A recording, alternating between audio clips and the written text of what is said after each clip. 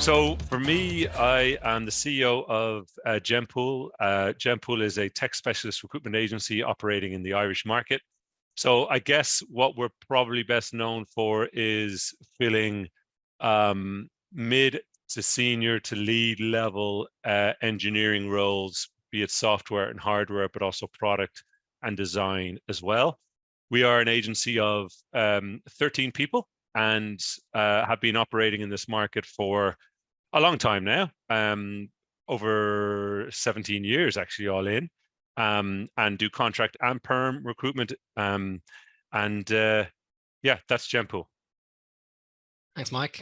So we are Hadfield Green. I founded the company, what was it, 2019?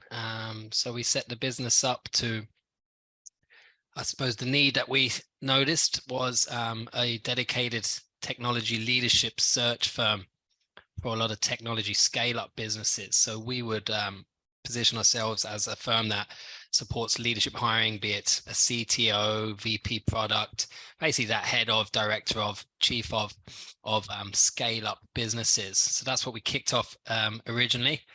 Like many organizations over time, you kind of find your way and find your purpose. So we still do that, which is about 60% of our business. We also do some high-level interim kind of contract roles then as well, which is very much technology focused. And then we also do some kind of commercial roles across that leadership layer then as well. And if it's a really strong relationship, we would do some kind of individual contributor roles then as well. Similar to Mike, you, sir, it's the Irish market predominantly, some business in the UK, but Ireland is probably where we do the bulk of our business right now. So that's Hadfield Green. Nice. And, you know, in terms of what we've seen, Neil, that are kind of key changes across the recruitment market in the last kind of year, 18 months, you know, to speak to that a little bit, from our perspective, and yours is similar because we both work in technology, but be interesting to get your take on the difference at a more senior level. But obviously from a tech perspective in Ireland, a lot of the hiring is slowed, especially for big tech. A lot of the big brands that are in Ireland, you know, obviously your Googles and Facebooks and Amazons and Intercoms and Microsofts of the world. So there's been a slowdown in demand for recruitment services, simple as that. And that kind of started probably around Q4 of last year, but really was felt in Q1 and Q2 of 2023. However, so that's been the biggest shift, but there's still technology recruitment happening, but it tends to be outside of the technology kind of domain or industry.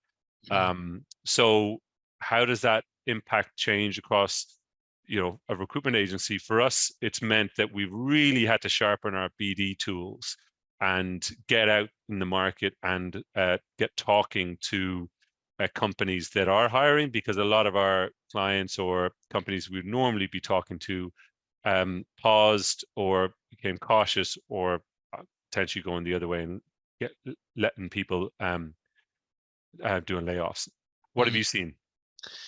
Very similar, Mike. I think it's important to note maybe the difference in the market conditions. When we came out of COVID, I think there was just this, it wasn't a normal operating environment. So I think a lot of the growth and a lot of the headcount growth, particularly for some of the big internet businesses, the big tech businesses, it probably wasn't sustainable anyway. I think, you know, it probably was, and a lot of businesses admit this, that they probably hired more aggressively than they would have typically, but there was just this kind of bit of a frenzy, you know. It was kind of a real bizarre, a very interesting time actually that we'll probably look back on and reflect. But I think 2023, I've noticed it's just probably back to being, I suppose, sustainable in relation to hiring, in relation to headcount. And I think from a macro perspective, a lot more organizations were focused more on the fundamentals of the business again, you know, like headline, you know,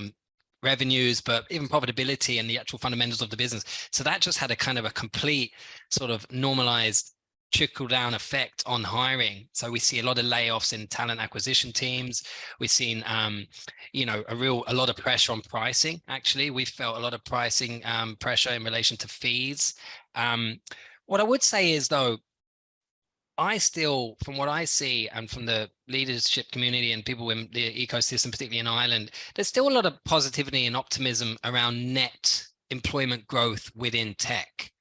And what we're seeing a lot more of is like businesses outside of tech, still being tech businesses, if that makes sense, in relation to hiring. Like, so what do I mean by that? Financial services, insurance businesses, utilities, a lot of the government funded contracts, aviation, FMCG, there all seems to be good kind of net technology growth in those firms. So us as an organization, we just had to double down, similar to you, Mike, double down on our business development efforts with perhaps some of the firms that we weren't going after before. As I said in my intro, we would have done a lot with venture-backed, private equity-backed businesses, very tech-focused businesses. It was probably too narrow when we look at what actually happened then earlier this year. So we just had to fundamentally have a different type of strategy when it comes to sales. But yeah, still loads of opportunity out there. But I think that's what we've noticed a lot. And I think the second part really that we've certainly noticed over the 12, 18 months is the pressure on back into the office. I mean, this is impacting, hopefully we'll have a discussion about this as well and like how we manage our own teams. But, I see even one firm that was fully remote and we would have done a lot of hires from people in Galway, Cork, Donegal. Their expectation is now that they have to come into the office 3 days a week. And it's like a blanket global policy. We've seen this kind of trickle down in lots of other businesses, which is definitely having an impact on availability of talent, which in a weird way, I think is actually good for us. Because then there's this kind of push again to do great search and do great kind of recruitment again. And there seems to be a bit of a need. Do you agree with anything I said? You can challenge me on any of that as well, Mike. It's good to, hopefully we're not just going to agree with each other for the next little while, but similar to yourself, or have you noticed anything different? Well, to the point around the back to office kind of pressures, 100% seeing that, right? So do agree that is a definite trend. I think that leadership are feeling a little bit more confident about pulling those triggers now when candidate the candidate appetite for risk is lower than what it was. If you go back a year and a half, people were moving jobs very easily. They were very open, particularly in tech. People were open to changing jobs, finding a new employer, finding a company maybe that offered them the flexibility, the remote working, better salary, or what a lot of people are focused on, particularly younger folks, a little bit more about that value alignment. So there's a lot more kind of risk taking. Now that's kind of gone down, right? So people are worried about being the last in, first out. So leadership are kind of going, okay, maybe, I don't know if this is deliberate, but maybe now is the good time to try to get more people in because they're less likely to leave and go up the road. I think we have to look at it as what's the underlying motivation that is driving leadership to bring people back into the office. And there's enough of it happening now that there's something tangible behind it. And my belief is that what people are realizing is that when you think about work, you have relationships, you have tasks, and you have money. And if you take out, when people are working remotely, you take out relationships, you just have task and money. And if the task is repetitive or uninteresting, and the money isn't strong enough, people will move. So there's less stickiness. And it's back to that kind of funny example of, someone working at home and they've got their mug with the logo on it and they change job and all they do is just change the mug to a different mug with the new logo, and that's them changed and nothing else changes. So I think people that are emotional buy-in, is that what you, so like that that really kind of it's emotional buy-in with the leadership team and the other people, those peers, that camaraderie. But it's just, even the look and the feel and the other things that go on when you're in a company and in an organization, in an office, it's easier to be more transactional then and more fluid with how you go through the market. And you think a lot of leaders, hiring managers, organizations they've got a little bit more data then to analyze that, and you think that's having the consequences of that then that's driving them. Not just that they want to get value of their office space, or that they it's definitely about retention then. Do you think that's the biggest kind of cause of people going back into the office? Yeah, I do. I think it's that. I think it's culture. I think people are worried that the culture is gonna get diluted, and people aren't going to experience those norms that they want, which is the kind of less tangible but really valuable part of being in a business.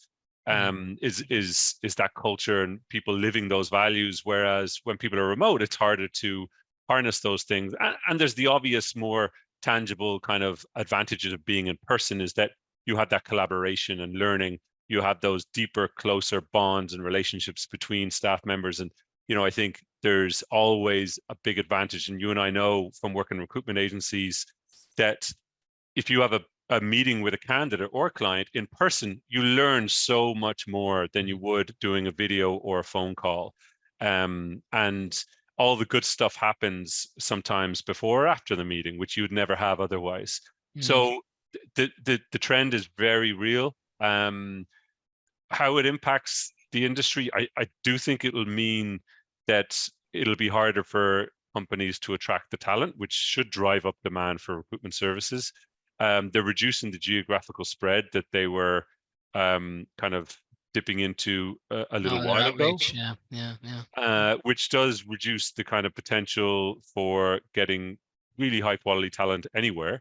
So it's a balance, and I think people are just kind of feeling their way through it. I don't think anyone's cracked it yet. No one. We can't hold anything up and go definitively that's the best approach or model that's going to work. I mean, for us internally, speaking about just GemPool, when we hire rookies, newbies, we call them, people who haven't worked in the recruitment industry, we will have them on site with the line managers for the first 6 months for 3 days a week, and then they'll be offered more flexibility. And the reason for that is that simply, if you're a junior salesperson, which essentially a rookie recruiter is, when you get off a difficult call, you have no one to turn to and go, oh, that was hard, and here's what happened, and someone to kind of coach you and mentor you on the spot to go, well, next time think about how you might handle that conversation this way or that way. And you don't have that remotely. And it is about that emotional connection to the people in the company as well. I've been thinking a lot about effective management in a recruitment business, and culture and training, learning, development, intervention, right? And I have quite a strong view, right, that I actually hate remote working now for recruitment businesses. I know it's a really strong kind of statement, but when I really analyze some of the challenges we've had, and when I look at, how we've designed the roles and how we're looking to evolve all of our, whether you're kind of lots of experience or junior, when I look at everyone that's trying to evolve their learning, and particularly kind of getting into search and leadership search, and the differences between some of the search kind of expectations and what clients expect when they're paying kind of premium kind of retained fees. Like, when I compare the activity, motivation, energy, skill set, learning, when we're all together in an office, and exactly what you said there, like it's chalk and cheese, like, and I think I feel like I've kind of fallen into the trap of kind of convincing myself that you can be a really effective sales, led organization, and that you can really train and coach people effectively, particularly around business development, which is one of the topics. It's like we're going to chat to, like, do recruiters actually enjoy new business development? Like, in an office environment, like, to get people to do new business development remotely, whether they've got 10, 15 years experience and they're mastered at it, or whether they're a rookie, I've not cracked that one, right? I've definitely not cracked that one. And I think fundamentally, without an office environment that's consistent, where everyone kind of knows that the majority of time is in the office environment, without that, I think it holds the business back.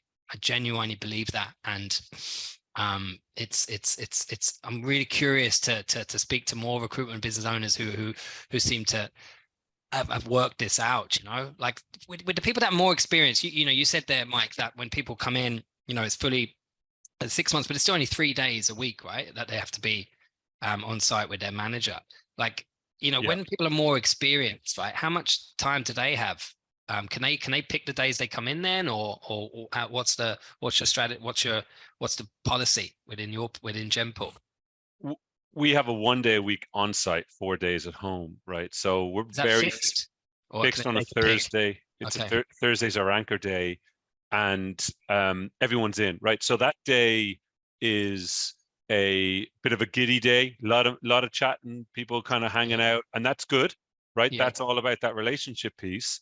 But there's definitely a balance, right? Because and we do workshops every Thursday morning together in the office. We use the Thursdays. We've kind of designed the Thursday to be a day where we're trying to do a lot of collaboration. So the end of month one-to-ones are hopefully happening on site in person. Our workshops are done every week on a Thursday morning. They rotate around, different people host or deliver those workshops.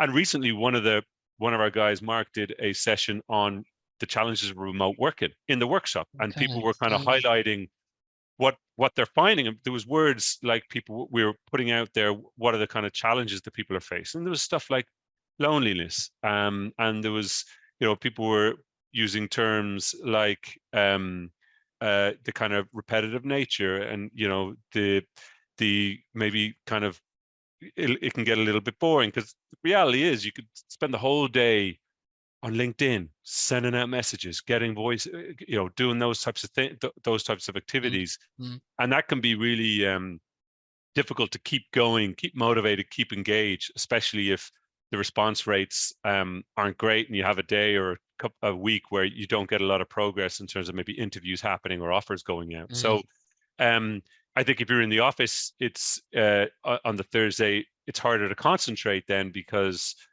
everyone's chatting away in the office. And if we were in more, people would knuckle down a bit more in the office, because you wouldn't be having as much kind of the chats. Do some people, Mike, do some people only come in on the Thursday then, and then the rest of the time would be remote? Yeah, most people only come in on the Thursday, and then but the office is open 5 days a week. It's available for anyone to come in, and some people do use it more often. And then like that, rookies will be coming in with their leads more often when they're ramping up. So there are days where people might have meetings, so they'll use the office for a bit, go off to their meetings.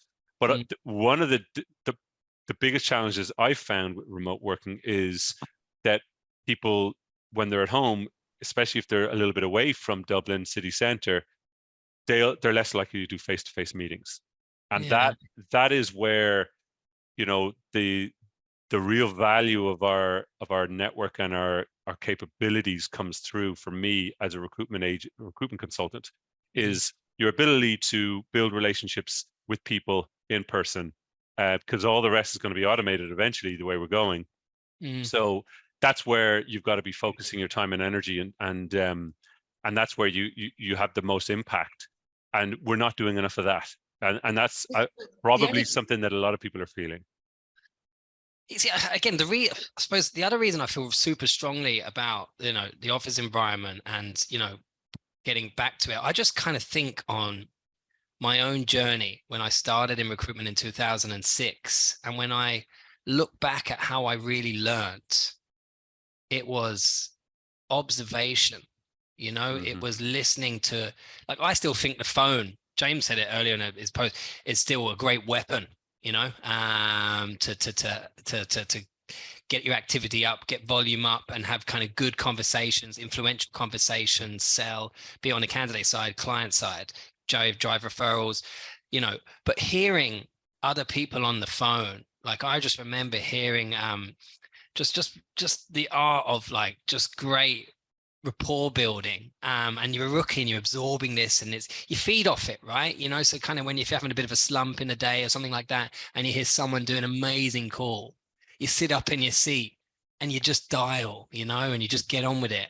I just kind of think learning and development, we could have all of the workshops, we can have all of the site, days off and good graduating and good stuff like that, but to truly kind of learn and accelerate growth, it's the senior recruiters, the leaders, showing this is how you make great calls. This is how you manage objections. This is how you negotiate terms. This is how you manage really sticky situations when someone's just being, really awkward, difficult, or you're giving bad news, or, the real kind of, there's so many skills that we have to master in the world of recruitment. And I think, I don't know, I just feel it's, I feel this movement hasn't been great for learning and development, coaching, and getting great results. I feel like it just hasn't, worked for those reasons. Business development. Let me ask you if that's okay. Like, what do you do to like try and get everyone bought into business development? And like, have you cracked it yet to try and get people to enjoy it? Like, Yeah. in my whole career, I don't think I've ever could say that. Most for the majority anyway. There's always exceptions, but the majority in my career anyway, don't actually like doing new business development. Yeah, and there's a few things we've done this year in particular, since we've had to really get back into getting new logos on. But I think when we look at business development as a process, right, and that's from that lead gen piece down to jobs on, and then it becomes the delivery process, I guess. There's parts of that process that are really so enjoyable, but we're not doing enough of them. Face-to-face BD meetings, talking to companies about their strategic objectives, their challenges, and then trying to work with them to find a solution that's really going to help them deliver on those things. That is possibly the best part of the job, and meeting candidates obviously is amazing as well. And there's a theme there. It's that face-to-face piece, but the lead generation and outreach and that part of the business development process is, can be laborious. It can be monotonous, repetitive, difficult. And you're right. You don't meet a lot of people who like that or enjoy it or are particularly good at it. Some of the things we've had to do, right? So we started, and we probably were a little naive because a lot of the consultants in GemPool were brought in. Everyone's hired as a 360, right? So they're supposed to be involved in that full process from business development all the way through to delivery. But ultimately, came into a buoyant market where there was plenty of jobs. So in essence, they're really 180s on the delivery side. But then the roles dried up and we needed to go out and do BD.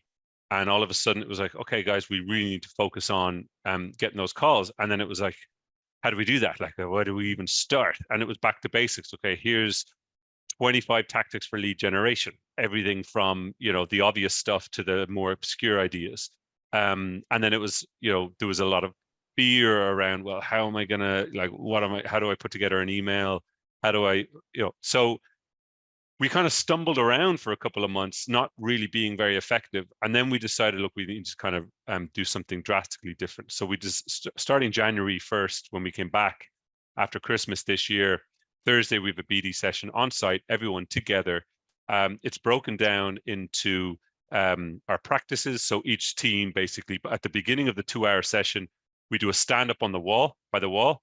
I'll ask each person what their focus is going to be for that session. Bang, bang, bang, bang, bang. Then we go off and we do it for the 2 hours, and we come back and we have another 5-minute at the end. What were the key wins? And then I'll award the BD play of the day for whoever got the best outcome. And all of that would be logged then on our system, so we can kind of see that activity growing. And our BD activity just went like right up. Now, the effectiveness of the BD activity is something slightly different, Neil, right? So how is that translating into actual outcomes? Because there's a lot more input, but what are the outputs? So there's still a lot of activity that isn't necessarily getting us, but we did see an uptick in, engagement then for BD meetings. And that's when the more experienced folks on the team would kind of help step in to on those calls, video calls or meetings to try to win the business and get it on. And that's, we had a strategy day in April at the end of the quarter to look at the next kind of 12 months, but also retrospectively looked at, in particular on BD. And everybody agreed, and it was unanimous, that the BD sessions were great fun. People enjoyed them. They wanted to keep them. The format helped because you had a team with the lead, maybe a senior recruiter, a couple of rookies in a room together for the 2 hours away from their desks, and they're all working the same way, and they're all hearing each other and buzzing off each other. And maybe a rookie who's afraid to try to pick up a phone to a CTO and ask for business is focusing more on maybe the lead generation piece, and then working with the lead to try to engage that prospect. Mm. So that format of collaboration and working together really let everyone try to enjoy it a bit more, and it was a bit slightly more gamified with how we were trying to set targets around activity levels, and everyone sharing their wins with each other.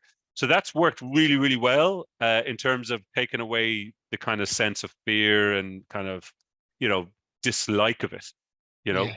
Um, so that's kind of been, and we've introduced another BD session on a Tuesday now to ramp it up even more. Now that's a remote session. We still do the video call at the beginning to talk through what we're each going to do, and then the video call at the end, but everyone's at home. So we'll see how that plays out in terms of that momentum. Do people get the momentum that they're looking for? And in between, we're always trying to come up with fresh ideas around, okay, here's some new engagement tactics, some templates. We use insights as much as we can. We use LinkedIn Talent Insights, especially to lead with insights to try to get the audience coming back to us, if that makes sense. No, it does. It does. And would you have a different incentive in relation to rewards? Like would it's commission or bonus? Like is there, if someone kind of develops an account and wins a new job in an existing account, and that's business development, right? That's that's making sure you understand your clients. And like I've seen great 300-degree recruiters that wouldn't be, have this blocker when it comes to new business, but they can be incredibly impactful with wrapping up accounts, really kind of getting in there and have really good consultative conversations, understanding their full spend on recruitment fees, and just being like a terrier, you know what I mean? And in relation to kind of getting all of the other, hoovering up the other opportunities, and then developing that relationship and getting really sticky with those customers and having really good consultative meetings, but, still wouldn't be that strong at the brand new business. So I've never really kind of had a different kind of commission structure. We have had, where I've seen it work in different businesses in last one where, if you won the account and it led to other roles for the business, but you managed the account, you'd get a 30% of that account, and then 70% would go to the delivery of that. Again, with mixed opinions on that, like over the years. Do you do anything different in relation to financial rewards for new business, or is it more just kind of back to culture, and when you have the right culture and it's your job and it's expected, and you do all of these things, that you don't need to make any changes to incentivize them from a reward perspective? Yeah, it's really interesting topic, right? Because what we're talking about here is creating reward systems that are going to drive behaviors. And that's when I think about reward, financial reward or incentive wise, it's all about trying to drive the right behaviors for the business. And if your reward systems drive delivery behaviors, which is actually what GemPool is, how we're kind of set up, you're given commission for placements. So if the roles come in and there's enough roles, BD gets pushed aside because there isn't any reward system per se. Or no incentive. People get the connection, but if there's jobs there to be filled, there's where the commission is, right? So we have over the years had this, and I'm sure lots of people have felt it, where you have this kind of, oh, there's less roles, so BD activity goes up, and then roles come in and BD activity goes down, and you go up and down and up and down, and trying to create that consistency is really, really tricky. And we've tried different things over the years to try to impact those behaviors at the moment. And we discussed this because it was something that someone brought up at the strategy day, was one of the things that they felt they'd like to see was more incentive around business development. So we had an open debate about it, and some people felt like, and it's true, you're paid a salary to go do 360 recruitment, so it is part of that's what you're paid for, right? And that is the reality. But the fact of the matter is, you that's all good on paper, but what are the behaviors that you're seeing?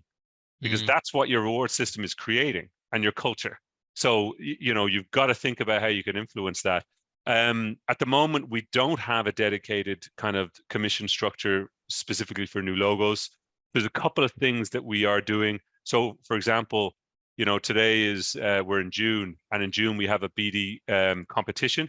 So basically, there's points allocated for face-to-face meetings, 5 points; video call, 3 points; 1 point for a connected BD phone call, All the rest is 0 points. And whoever gets the most points gets the 30th of June off. It's the day after we're having a charity table quiz. So, Nice. someone having that day off in June. So that's an example of just a 1 monther trying to get that focus on BD activity and driving behaviors towards meetings, which is where we need to be. Would we go beyond that to something more significant potentially? And, we might do that yet. I'm not sure. But right now we don't. I also looked at hiring a dedicated BD person, big salary, big OT opportunity, interviewed a few people, no one from the recruitment industry, didn't make the hire, was worried I was kind of trying to find a silver bullet, and would also worry that someone coming in either comes in with a black book and they've loads of people they can call, but after 6 months, they've rang everybody, or they're coming in and everyone else kind of takes the foot off going, oh, well, sure, this person will sort it, so I don't need to do it anymore. So what I've been thinking a lot about, Neil, is trying to create a BD engine that's, everyone in the company is a part of. And no matter how busy one team or person is on delivery, the engine's always on. And the BD sessions allow us, because that time is sacred BD time. No one's allowed to do anything else. So that focus is at least for 4 hours a week.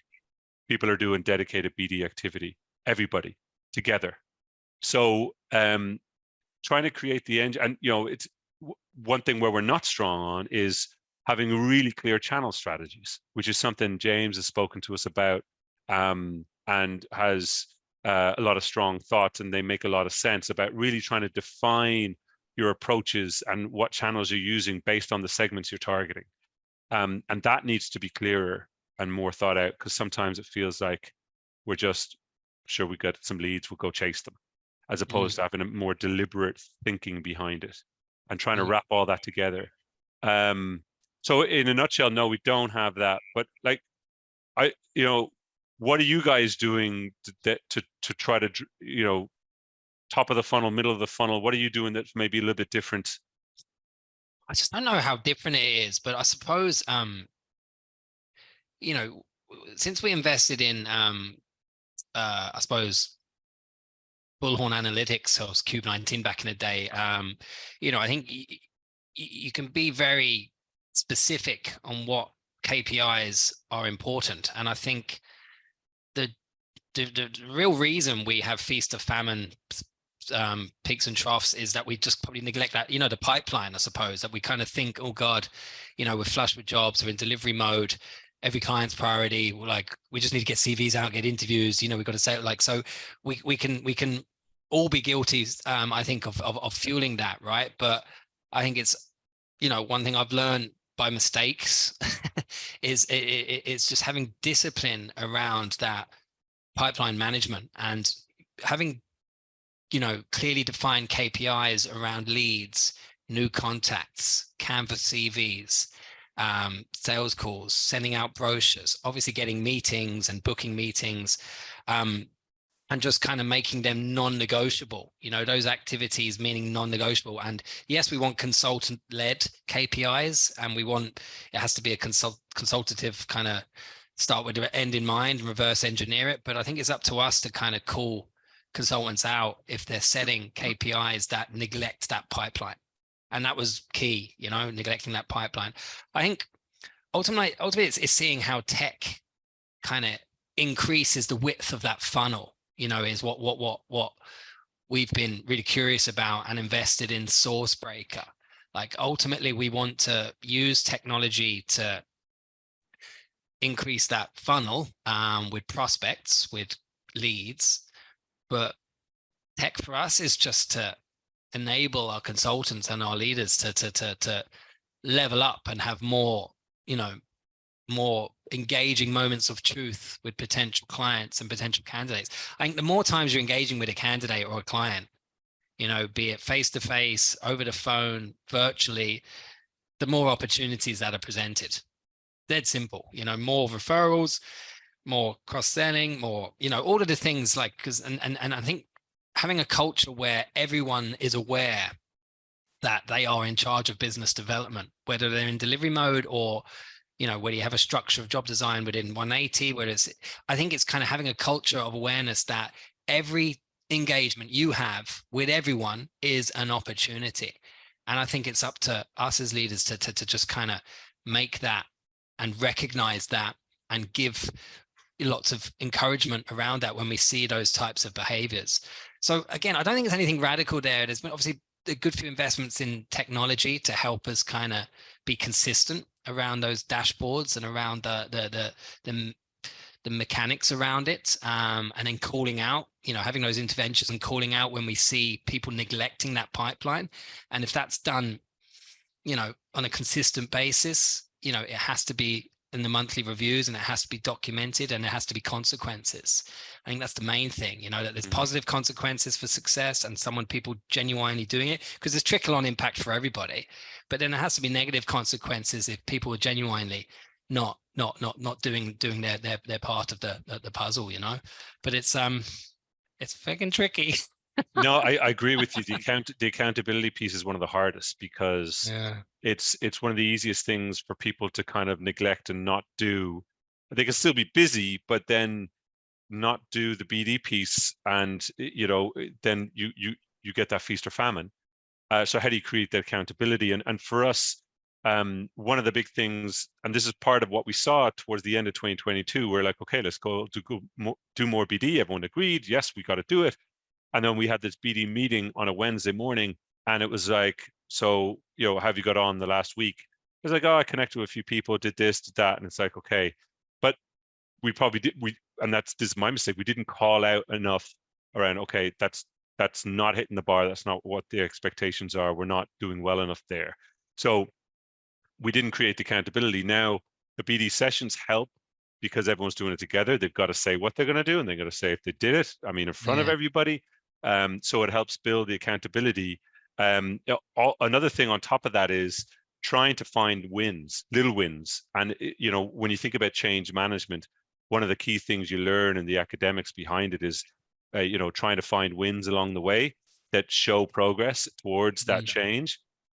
So when somebody does something or gets something, a meeting or has a call, to really, blow that up and really make sure that that's something that we really celebrate, because, seeing a rookie get a meeting with a company and you're kind of going, it worked, and kind of seeing those wins, as And it well as breaks the down the barriers, doesn't it? It's a great point. Like if that's why I think I love this industry, like someone can come in bright-eyed, bushy-tailed and apply themselves, and then just pick up the phone, and then with good coaching and with a script, they they can make it happen, and I think it's a great example where if we create the barriers that only senior people can get great meetings with senior, but like it's kind of nonsense really, isn't it? And I think it's a great point. Like if you're able to give recognition and bite size what a result actually is, and give that recognition throughout that process, then it's tangible, and it hopefully breeds confidence. And ultimately, that's what we're trying to do with business development. I think once you have a few wins, there's nothing. It's a wonderful feeling, cracking a great company, getting in with, particularly maybe if other people have tried. Yes. In my own billing days, if someone tried it and it was like a bit of a big whale there, or it was on our target 5 or whatever, and then if you're able to do it, it can be incredibly motivating, so I hear you. One thing we did, and we only implemented this in the last maybe 3 months, and it was an idea that I got from from Simon Church, and it was trying to find rituals or ways of recognizing BD successes that isn't necessarily throwing money at someone. And the idea was to create a logo wall. So now we have a wall in our office split down the middle, and on the left there's a big sign that says terms signed. On the right it's invoiced. And when someone gets terms signed, their picture goes up with the logo of the company that they've got terms signed on the left. And at the end of a BD session, they'll put it up there in front of everybody, and they say, well done. And then when an invoice goes out to that company, we move it across, and they become a paying customer from terms signed. And that's, trying to create that connection between not just getting terms signed with anybody, but actually getting terms signed with a company that we can realistically invoice with as well. It's a great point. And you know what? We have a bit of a segue here, right, into going into because I wanted to ask you something, because like the retained versus contingent, you know, and it kind of brings up a really interesting point, like about awareness of what we're really here to do. You know, it's from a business development sales strategy perspective, if we focus sometimes too much on getting terms signed, you know, no matter what, you know what I mean? Like that we're willing to just sign terms, perhaps not on our terms. Do you know what I mean? Like, because we're incentivized and we're overly recognizing the signature on the terms and conditions. You know, when really, if it's, you know, there's two parts really. Jobs on an interview shows it's a serious potential client, that they're genuinely, you know, ready to action and they're cracking on, and there's interviews and there's a bit of commitment there. But retained models where there's, you know, a real consultative discovery session on with the client, that there's really that engagement, there's that strategic kind of conversation with the right decision maker in the organization, that full commitment, that commencement fee, that accountability piece on both parties, like bringing in quality business that's retained, you know, is a far different ball game for all of us. But you can be a successful business partner, I believe, as a contingent supplier and as a retained partner. But like, what's been your experience in relation to getting your team skilled, right, at winning retained searches? And do you think it's even fully necessary in your business or not? I do think it's necessary. I think the first thing we had to do was make sure that everyone understood the difference between the two, and not in terms of, you know, the technicality of the difference, but actually why a retained engagement is superior than a contingent for the recruiter. Okay, and then getting the recruiter to grow the vocabulary and understanding of why it's a win-win for the client and being able to articulate that to them.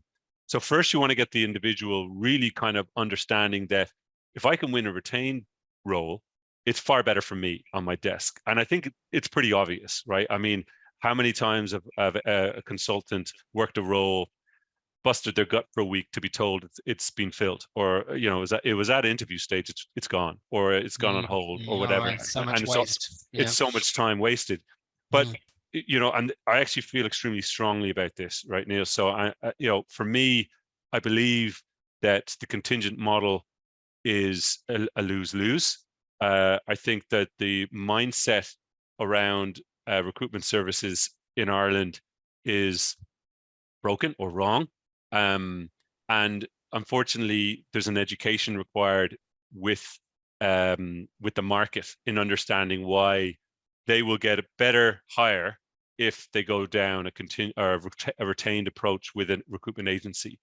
And so I feel pretty strongly that I would far prefer to be working all retained than contingent. But the reality is that there's such a reservation and an entrenched kind of norm around contingent in our industry that it's very hard to get people to actually agree to those terms. A lot of times we've had conversations and the person's like, that actually makes a lot of sense, but they can't get sign off.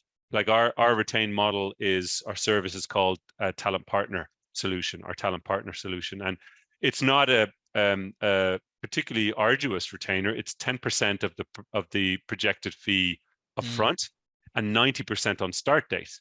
So if the fee is a 20K fee, it's 2K upfront and the rest on start date. And a 20K fee is actually pretty big for us, right? So it would normally be a much smaller kind of upfront commitment, but it really does make people kind of stop and then pull back often. And you're trying to get across the value proposition of why for them it's a good deal. And we'd be willing to go a lower percentage to go retained, no problem.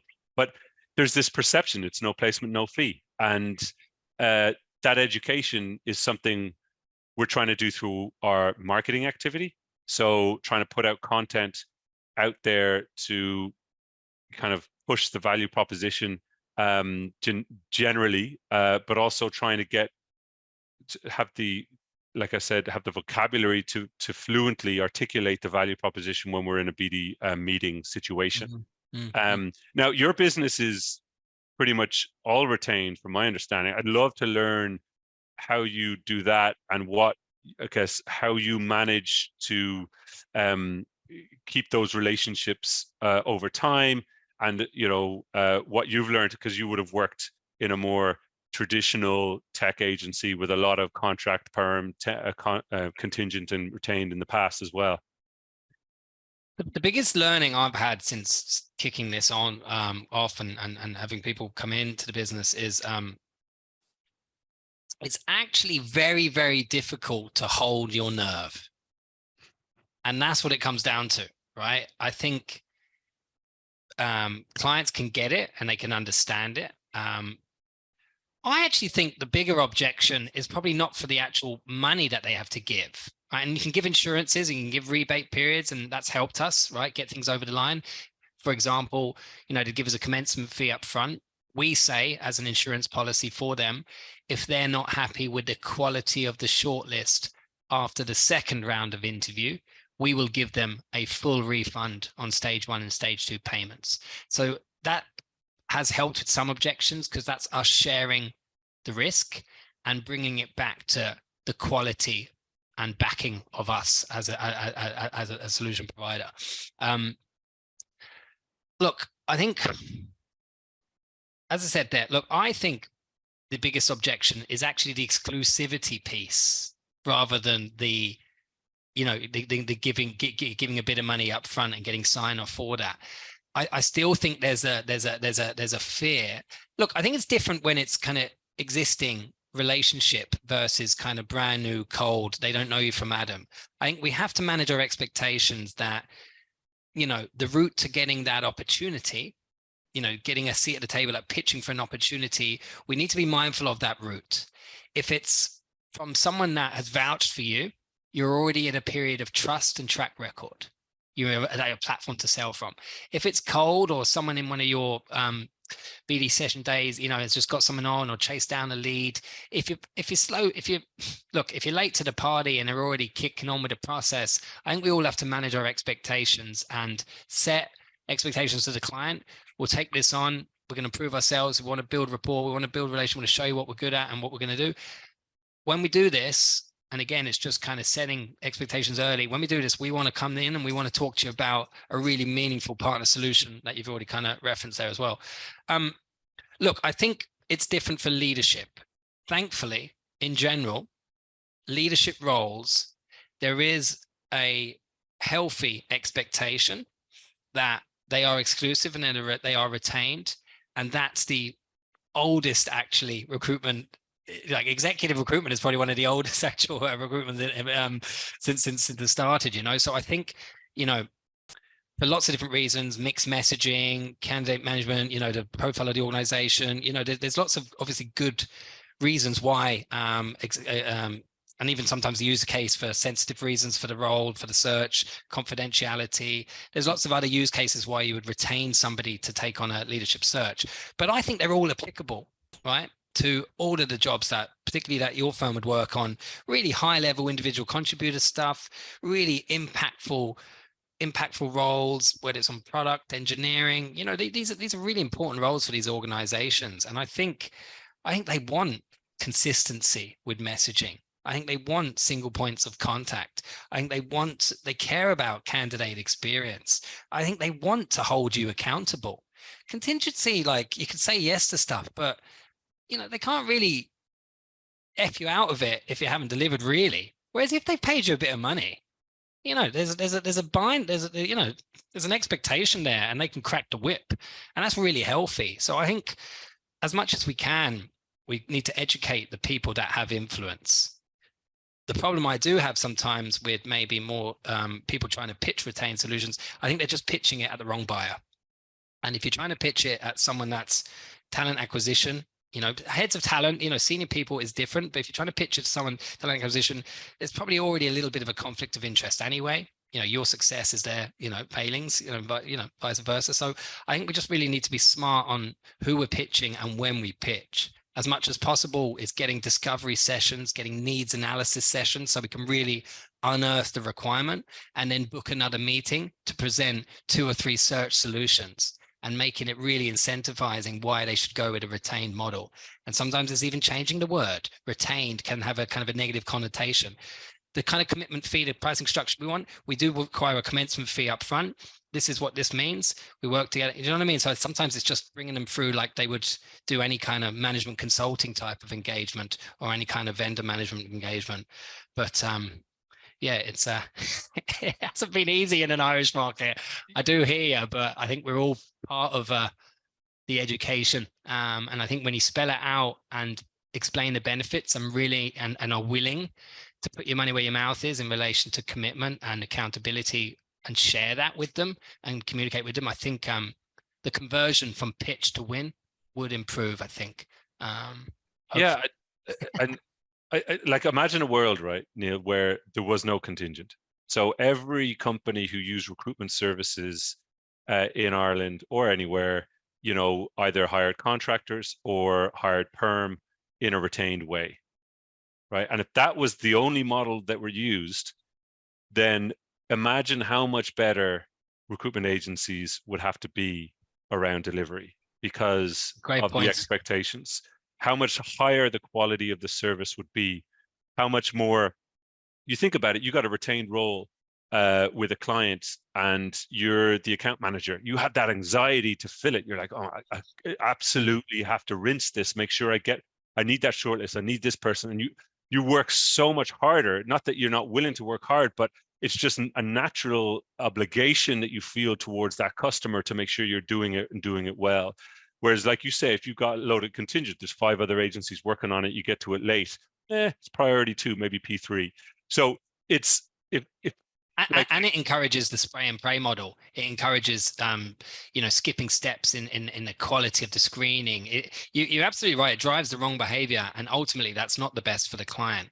But I think we do need to appreciate that with certain organizations where they have global vendor agreements and they have big PSLs and they are might be a bit of a clunky organization. Like I don't think it's one product that fits all in relation to this, and I think we're perhaps too many firms might have promised the moon and stars without really understanding the different mechanisms and understanding the why this solution is fit for purpose and why this one isn't. So I'm not to be honest, I wouldn't be as strong in your view that there shouldn't be any kind of contingency, because I think there is a bit of a place for it with certain roles. Like to be honest, with certain businesses and certain, the way departments are run and who actually calls the shots. And, I think we just have to be mindful of that. I think brand new relationships where there's PSLs and there's already an existing, operating model. I think how we can start sowing seeds of another way and our route to getting there, I think we sometimes have to be willing to kiss a few frogs to have an opportunity to elevate our position of negotiation. And that's where I wouldn't be as kind of, black or white, particularly if we're trying to innovate and get in with new different types of firms and boost our logos in different sectors. Like when we don't have as many, moments of truth with trust and track record with types of firms, I think it's important that we're willing to be a little flexible, but know that, internally, this is why we're going for this, and never forgetting that, I think. But that can be just a constant training and learning development, internal thing and external, I suppose. No, I look. I mean, when I think about the perfect world, obviously it's putting everything in black and white. It's not. It's nuanced. It's complex. But I mean, maybe we'll wrap up on this last one. I'm thinking about a perfect world, or maybe thinking about the future.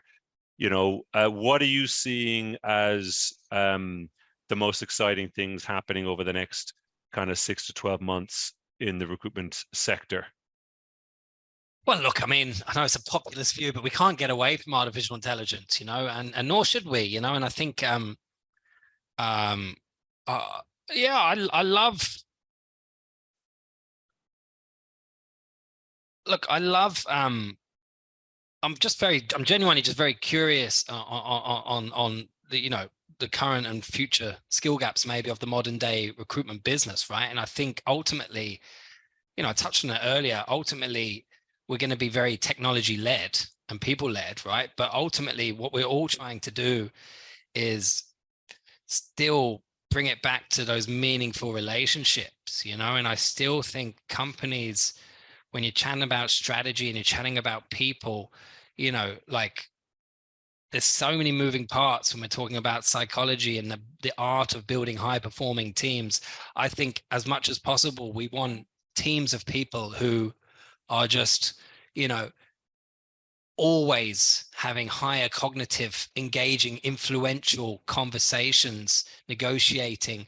And that's what I believe the future of our industry is, and how that's going to impact hiring. So everything else, whether it's helping with content, whether it's populating leads, whether it's scheduling, whether it's e-learning, whether it's different dashboards, kind of a lot more automation, a lot more artificial intelligence to help us with interventions, to help us with learn, to help us with keeping candidate banks and keep nurturing those kind of relationships with some more kind of automated touch. Just how we do that as recruitment owners of businesses, like how we embrace technology to solve that, excites me. One mistake I've made though, well, I've made many, but one that probably is one that's raw. I probably brought in a bit too much tech, right? You know what I mean? So there's a bit of tech fatigue with all these different tools and these changes that we're happening in relation to our process. And I probably it got lost a little bit, or we weren't getting maximum adoption or utilization for the ones we invested in. So I would just learn from my mistake, Mike. Please don't do this. Just kind of give yourself a real kind of roadmap for any kind of technology changes, and just kind of understand that, we want adoption, but then we want champions. We want flag wavers to drive the technology adoption and show it in a different light. And I don't think that should only be top down. It has to be bottom up and left to right.